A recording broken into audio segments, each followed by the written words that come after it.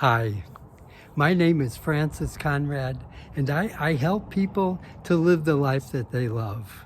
And today, in this video, I'm going to talk about something that I connected to years and years ago when I traveled in foreign countries.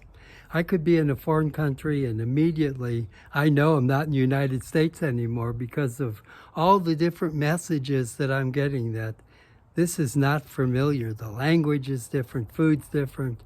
I just feel like everything is different than what I'm used to. And so how do I know how to connect to it? But then the miracle, the magic happens maybe after several days that all of a sudden more and more I'm just starting to feel like, I blend in here. I feel like I'm at home.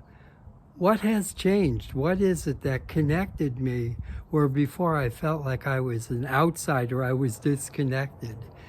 That's what I want to talk about today. I think that there's real value to looking at the connection that I think we all share and the connection that so often we might miss because we're not looking for it, but it's there, it's all around us.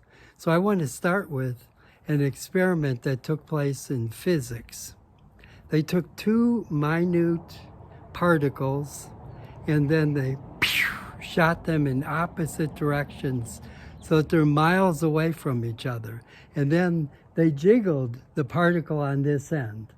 And lo and behold, when they jingled this particle, the one miles away on this end jingled exactly in unison with the first one. And then when they stopped jingling it, the other one stopped instantaneously. What is it that connects two particles miles away from each other that when a effect from one reaches the other and instantaneously, there's no explanation for that in our normal way of thinking about the world. And yet I think that that type of situation happens almost all the time. It's going on and we just don't know to look for it. The most obvious thing is you put a bunch of grandfather clocks in one room and I've never seen this, but I've heard it's true. They have their pendulums swinging back and forth, and another one is swinging different than the first one. And over time, they all come into resonance where every grandfather clock in there is swinging at the same time as the other ones, in unison. Whoa, where did they get that knowledge? It's got to be some sort of connection, but there's no physical connection to explain it. Now let's take another one. We've got a mother, and let's say that her son is in a war. When I was younger, that would be the Vietnam War. So the mother's here, and she's going about her everyday activities, and all of a sudden, whoa, she knows something's wrong with her son. She just knows it. And then she finds out later that right when she got that signal that something was wrong, there was something wrong. That was exactly the moment her son got shot. Even though, again, they're thousands of miles separate, there's some connection that's stronger than all those miles.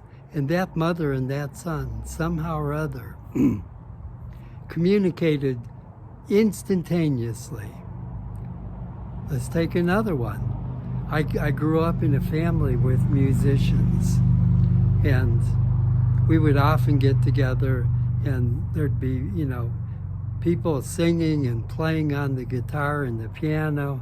And what we learned is that when you hit a G on the piano and the G string on the guitar is tuned, they resonate together. Even though you're only hitting the piano, it resonates also on the guitar.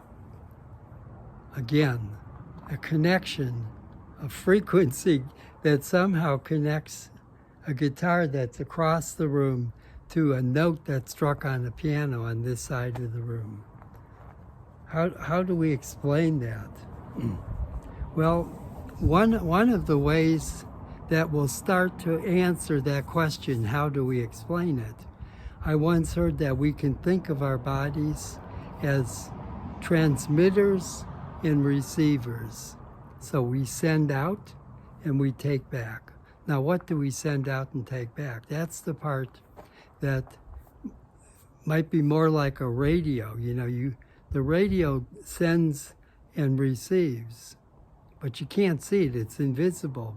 But we know that through the airwaves or whatever, that radio is being received by the signal coming to the radio is being received.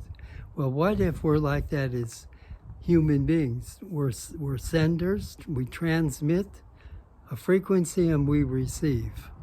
Did you ever walk with a group of people around you and somebody who's a total stranger, but all of a sudden that connection happens? You receive from that person some sort of a feeling like, wow, I should talk to them. What is it that I feel attracted to them? And as a sender and receiver, it may not be equal with everybody, but with certain people, just like when that guitar string is tuned to G, that certain frequency coming from the piano resonates. We have different frequencies, and sometimes they might resonate. Let's say it's because it's in harmony, or it's tuned to that other person. Recently, a lot of people are talking about the law of attraction, and the law says that if you focus on something that you want, you're attracting it to you. So it's almost like it's out there, it already exists, but for it to come to you, you have to set up a signal to attract it.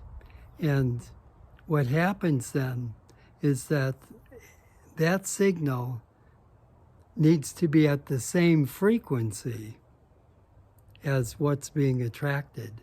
So you change your frequency to the frequency of what you're wanting, and that's what really gives that the power to attract. Just like the guitar G string had to be tuned to the frequency of G that was in resonance with the piano. And so in a law of attraction, the frequency of what I want has to match the frequency that I resonate from my body. So if I want abundance, I need to learn to feel abundant and to own that frequency so it goes out from me as abundance. And if I say the right words, I want abundance, I want wealth, but my frequency is being held back because I'm afraid that I'm never going to get what I want, or my bills are so overwhelming, that's going to change my resonance. And instead of sending out the message that I have the frequency of abundance, I'm saying the right thing, but my frequency is saying I'm in scarcity. So we need, from this metaphor, we need to play around with adjusting our frequency if we're going to really resonate and receive that sense of connection, communion with other things around us, with other people.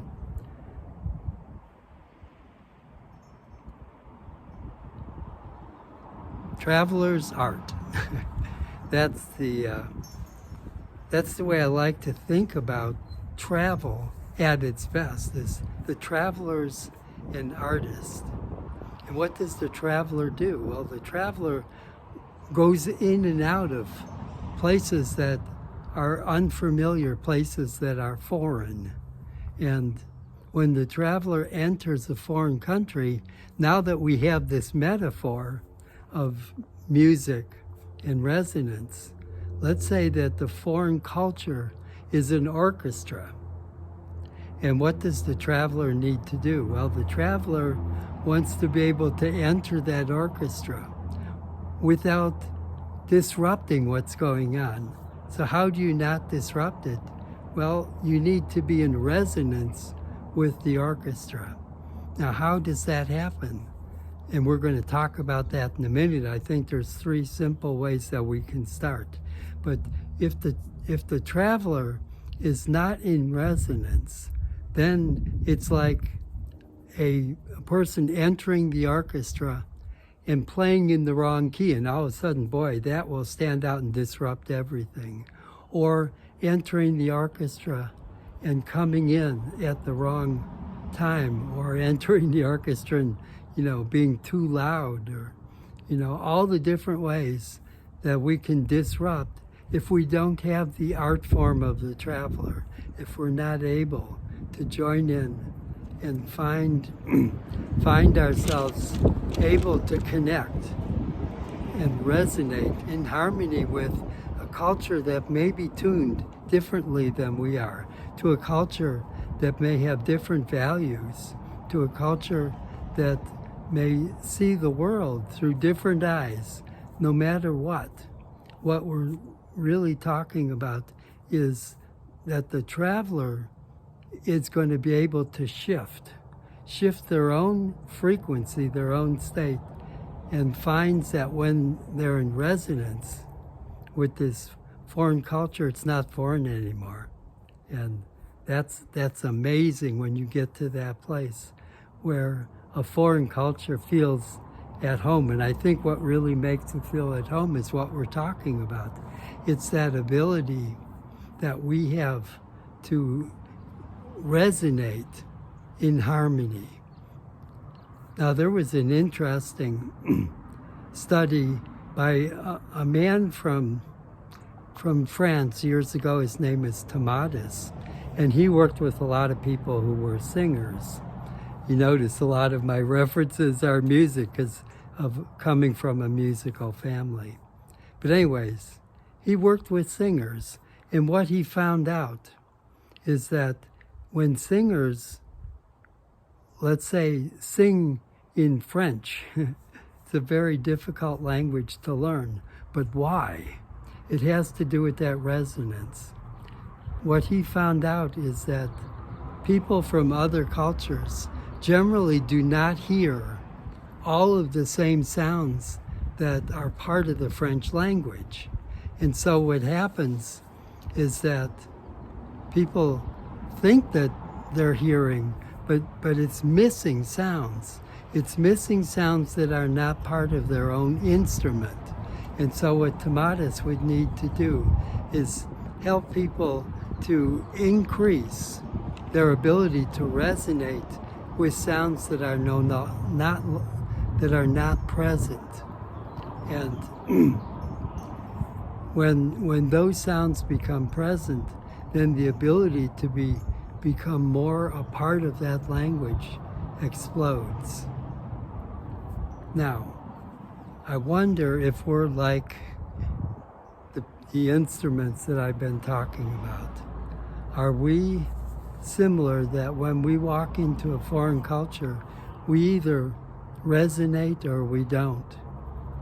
When we walk into a foreign culture, what if I think I'm hearing and connecting to what's around me, but I'm not aware of the places that I'm not connected. I'm not aware maybe of the tuning that needs to be done for me to really experience connection with others.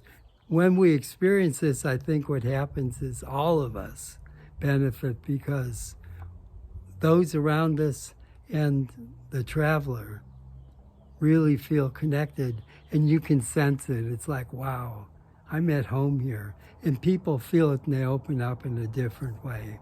So there's 3 ways I'm going to talk about being able to tune this instrument. And the instrument I'm talking about is my own body. How do I tune it so that it can be more in resonance with the world around me? And I'm going to say that there's 3 places that we can tune our body, and just a few things about each of the places. we won't have enough time to go into any detail or to do any of the work that it takes to really tune up this body, but we can at least touch on it. So I want to touch on it today. And where does this come from? Well, one way to think about it is that we have all of the transmitters, neurotransmitters, chemicals that are going around in our brain. And we often think of that then as a place that we can transmit and receive. It's brain waves. And we talk about, different states of brain waves like alpha, beta, delta. These are all frequencies. Some are higher and some are lower. But the person who works with the brain is able to manage tuning that brain. And they can tune it to frequencies, but they can also tune their presence so that they're able to know what's going on around them. So a good example of that is that if a person is angry, it's like my image of anger is seeing red. And instead of seeing the reality around for what it is, instead, I'm like, the bull. I'm seeing red and that's all I see. And I'm always on the alert to attack or to defend myself. And if that's going on, there's no way that you're going to be receptive to what is happening in your larger environment. You could say that seeing red, that anger is distracting you. Well, any of the strong emotions would distract us. Feeling shame, going into a position of wanting to hide, that distracts us away from what might be out there. Fear, anxiety, all of these negative feelings can take us away from being in resonance with what's around us. So when we work with tuning our brain, the top part of this instrument that I'm calling our body instrument, to tune the brain, we need to be able to clear it so that these other things, the feelings, disruptive thoughts, judgment, all the things that can get in the way of connecting us, once we can learn to move those and not give them attention so that they dissipate and disappear, then our chances of connecting go up immensely. But this brain is much more than just what's in my head. And that's the part that, to me, is just phenomenal. Our whole body is a brain-body system. And so I want to move down to the heart area. At the heart area, we also have those same neurotransmitters, chemicals that are up in the brain. Now, obviously, our heart doesn't think in language the way the brain does, but our heart does function as if it's a separate brain.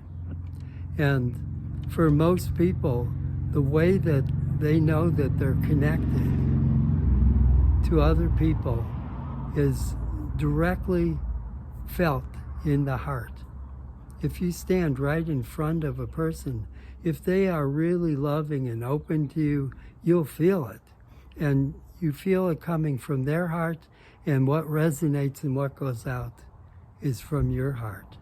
And so there's ways to really work with opening up the heart and feeling safe and trusting so that we're able to connect with others who are resonating with us from this frequency that I'm calling the heart. Now, the third one, surprisingly enough, is still a part of this body-brain. It's in our gut. There are more receptors for serotonin, which is one of the main chemicals we talk about in the brain. There are way more of those in our gut.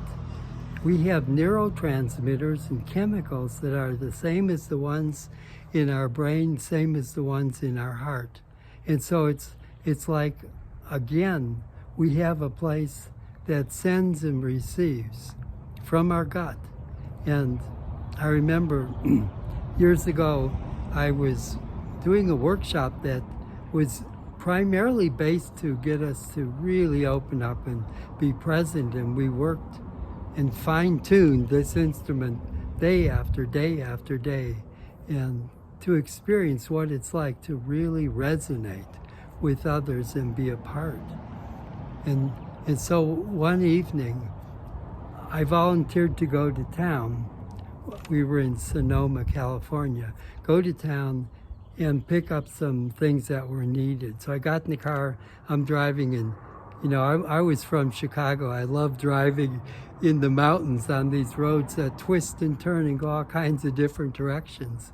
And so I think I was just really very, very happy, and enjoying the ride.